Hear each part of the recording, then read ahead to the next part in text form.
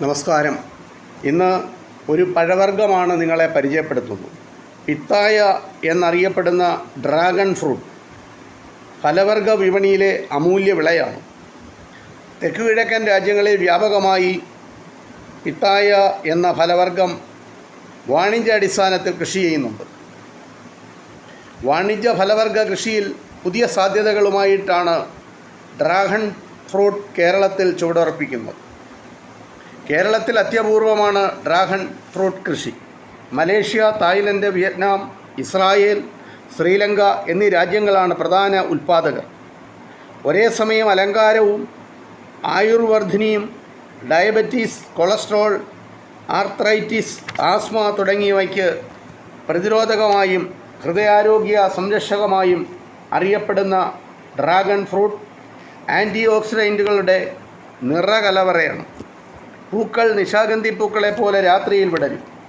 പക്ഷേ കായ്കളും കാഴ്ചയിൽ പൂക്കളെ പോലെയാണ്. പൂവിട്ട് കഴിഞ്ഞാൽ വിളവെടുപ്പ് വരെയുള്ള കാലത്തെ പൂക്കളും കായ്കളും ഒത്തുചേർന്ന് മനോഹരമായ കാഴ്ച നമുക്ക് പകർന്നു തരുന്നതാണ്. വ്യവസായാടിസ്ഥാനത്തിൽ ഡ്രാഗൺ ചെടി കൃഷി ചെയ്താൽ തന്നെയും തുടക്കത്തിലെ കുറച്ച് അധ്വാനവും ചെലവും മതി. 15 മുതൽ 20 വർഷം വരെ ഡ്രാഗൺ ഫ്രൂട്ട് ചെടി അതിന് ഫലം നൽകും. നല്ല പരിചരണമാണെങ്കിൽ നട്ട് 1-2 വർഷത്തിനകം കായ്ഫലം നമുക്ക് കിട്ടും. ഏകദേശം 450 ഗ്രാം തൂക്കം ഒരു കായ്ക്കുണ്ടാകും. ഒരു ചെടിയിൽ നിന്ന് 8 മുതൽ 10 കിലോ വരെ ഫ്രൂട്ട് നമുക്ക് ലഭിക്കും.